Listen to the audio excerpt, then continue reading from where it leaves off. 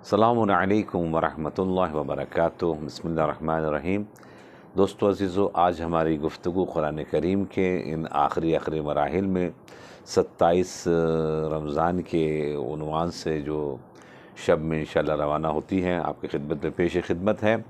آج اس سورے کی گفتگو کرنا ہے جس سورے کو ہمارے اکثر و بیشتر لوگ ماشاءاللہ سے صبح نماز کے بعد پڑھتے ہیں اور دکان میں پڑھتے ہیں، لگاتے ہیں، اس کا بہت فائدہ ہے۔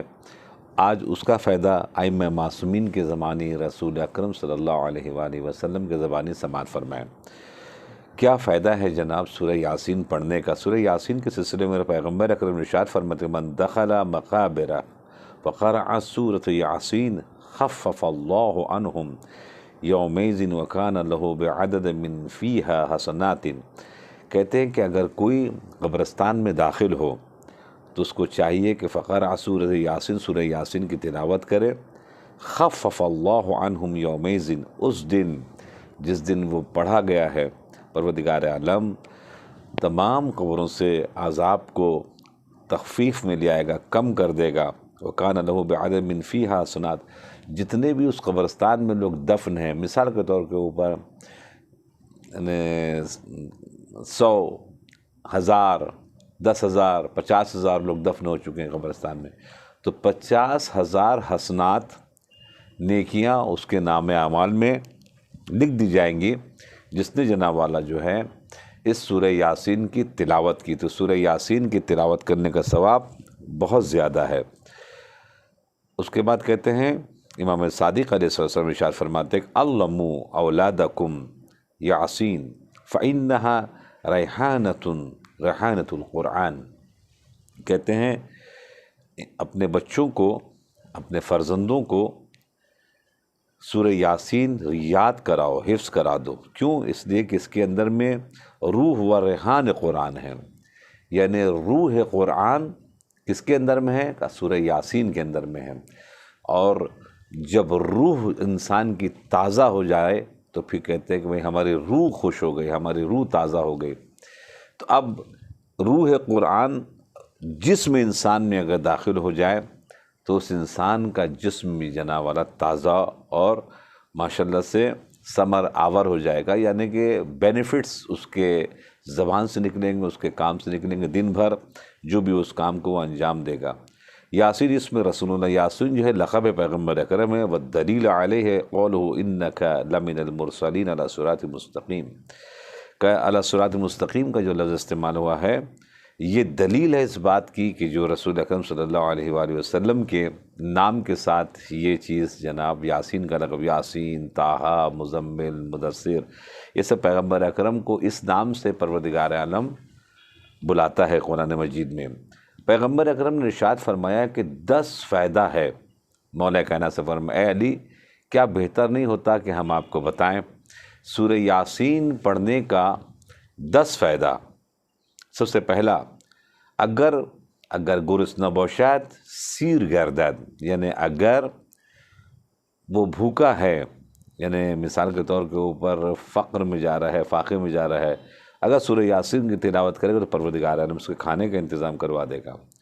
اگر تشنه باشد سیراب گردد، یعنی اگر خدا نخواستہ پانی کی قلت ہے، پانی کا پرابلم ہے، پینے کا پانی نہیں مل رہا ہے، تو انشاءاللہ سورہ یاسین کی تلاوت کریں، پروردگار عالم پینے کا پانی بھی انتظام کروا دے گا اگر پرابلم ہے تو۔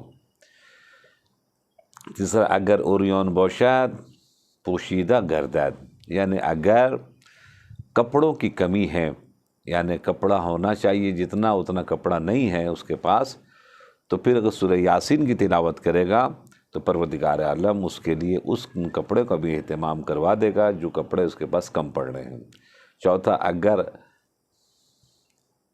اگر از باشد ازدواج کند، یعنی اگر چاہتا ہے کہ کمارا ہے اور شادی ہونا چاہتا ہے کہ میری شادی ہو جائے، کوئی اچھی دلہن مل جائے، کوئی اچھی ہمسفر مل جائے تاکہ رزق اور روزی میں اضافہ ہو جائے، زندگی ایک ٹریک پر آ جائے، تو اس کو چاہیے اس نیت سے سورہ یاسین کو تلاوت کرے۔ مولا متقیان کو رسول اکرم صلی اللہ علیہ وآلہ وسلم ارشاد فرما رہے ہیں، چونکہ شادی سے بہت سے لوگ بھاگتے ہیں خدا نہ کرے وہ ایک مذاق کی بات ہے، ایک الگ ہے، مذاق میں بھی نہیں بولنا چاہیے، مگر اگر کوئی جان بوجھ کے بولے گا تو پیغمبر اکرم نے کہا کہ مرے گا تو مسلمان، مگر وہ مسلمان اٹھے گا نہیں۔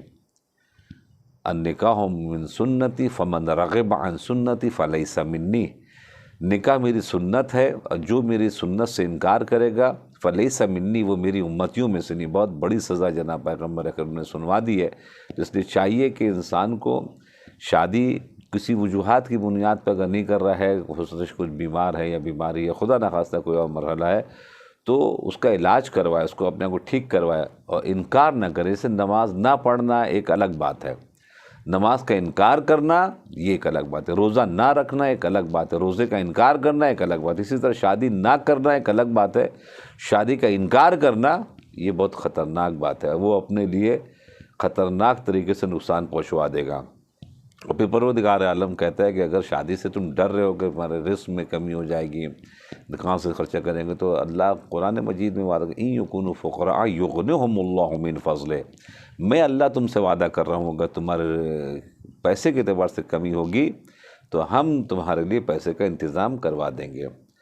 اس کے بعد پانچواں فائدہ، اگر ترسان باشد امنیت بیابد، کہتے ہیں اگر کوئی بچہ ڈر رہا ہے یا کوئی مرد ڈر رہا ہے یا کوئی عورت اور ڈر رہی ہے، بہت سے لوگ کبھی خواب میں ڈر جاتے ہیں یا کبھی کچھ چیزیں ہو جاتی ہیں جس کے انہیں خوف آتا ہے، اس نیت سے سورہ یاسین کی تلاوت جناب والا کریں تاکہ گھر سے خوف جو دور ہو جائے۔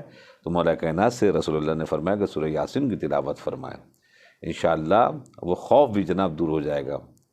اگر مریض باشد عافیت یابد، کوئی ایک آدمی ایسا ہے کہ بہت تکلیف میں ہے، مثال کے طور کے اوپر اس کو درد صحیح نہیں ہو رہا ہے وغیرہ وغیرہ، تو یہ قرآن شفا کے لیے ہے۔ بہت سے لوگ یہ سورہ یاسین کو جناب کہتے ہیں کہ جس کی دم نہیں نکل رہا وہ دم نکل جائے گا، یہ تو قرآن مجید رحمت ہے، رحمت کے لیے آیا تھا، ہم نے اس کو زحمت کہاں سے بنا دی۔ جیسے بچپن میں ہم کو یاد ہے کہ ہم لوگ نے بدمعاشی کیا کرتے تھے، جو لوگ ڈرتے تھے موت سے، کہا کہ آپ کے گھڑے میں ہم لوگ نے سورہ یاسین پڑھ کے پھونک دیا، ڈر کے مارے ان لوگوں نے تو گھڑے کا پانی نہیں پیتے تھے کہیں ملک الموت نہ آ جائے۔ تو خدمت میں آپ کا عرض کریں کہ یہ نہ جاننے کے سبب سے یہ مرحلہ ہوتا ہے۔ اس کا ساتواں فائدہ، اگر زندانی باشد نجات یابد، اگر خدا نخواستہ زندانی ہو گیا ہے وہ شخص کہ جو یعنی اس گھر کا ہے یا کوئی فرد ہے نکل نہیں پا رہا ہے، تو ایک مرتبہ رسول اکرم فرماتے ہیں اس نیت کے ساتھ آپ سورہ یاسین کی تلاوت کریں، انشاءاللہ وہ نجات پا جائے گا۔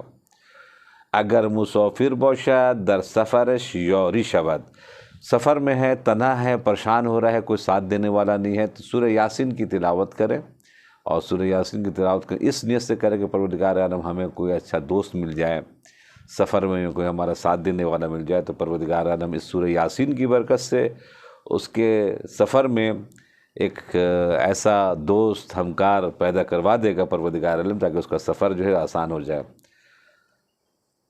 نزد میت خوندے نمی شود مگر ان کے خدا بر او آسان گیرد، کہ میت کے سامنے، میت کے پاس بیٹھ کے سورہ یاسین کی تلاوت کریں تاکہ پروردگار عالم اس کے لیے بہت آسان سوال رکھے، یعنی ایسا سوال نہ ہو کہ جس سے وہ گھبرا جائے۔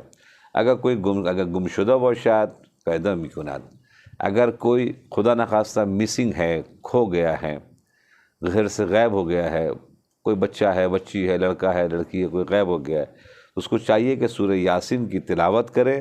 سورہ یاسین کی تلاوت کرنے کے سبب سے وہ جو بچہ جو کھویا ہوا ہے وہ بچہ انشاءاللہ تعالی مل جائے گا، اور وہ جو پریشانی ہے گھر کی وہ جناب دور ہو جائے گی۔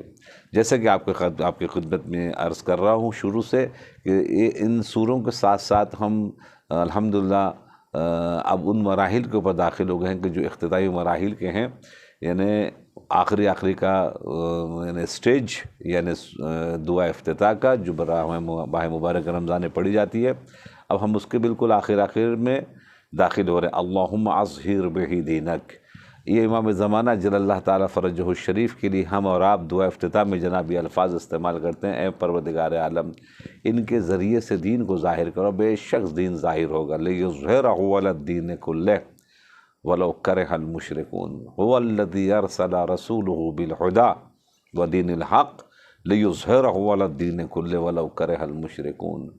رسول وہ ہیں جن کو بھیجا گیا ہے تاکہ وہ اپنے دین کو تمام دینوں کے اوپر غالب کریں۔ تو کیا تمام دینوں کے اوپر دین غالب ہوا؟ نہیں ہوا۔ تو پھر کب ہوگا؟ اولنا محمد و اوسطنا محمد و آخرنا محمد و کلنا محمد۔ اس کام کو آخری محمد انجام دیں گے، لِیُظْہِرَہُ عَلَى الدِّینِ کُلِّہ، تمام دین کے اوپر اپنے دین کو غالب کر دیں گے۔ یعنی دنیا میں صرف ایک ہی اسلام ہوگا، اس کا نام ہے اسلام محمدی، مومنین مومنات کا وہ دین جس کو شیعہ اثنا عشری کہتے ہیں، پوری دنیا کے اوپر جنا والا غالب آ جائے گا۔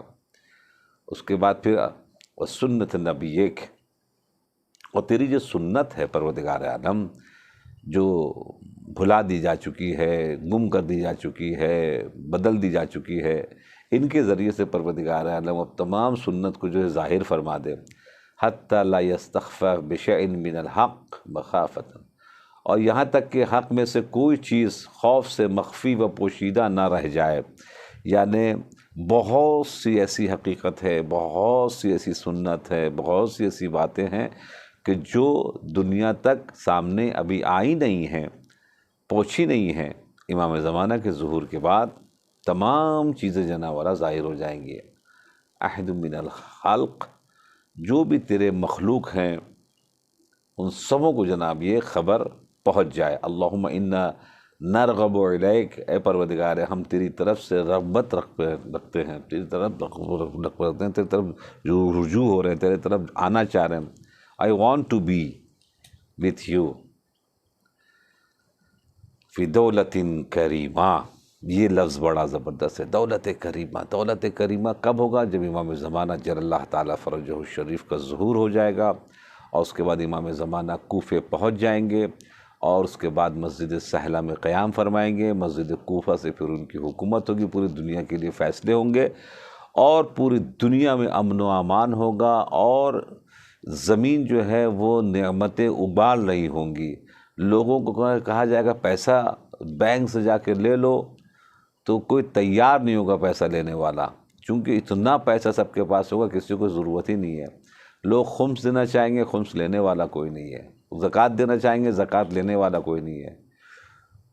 خیرات دینا چاہیں گے، کوئی خیرات لینے والا نہیں ہے۔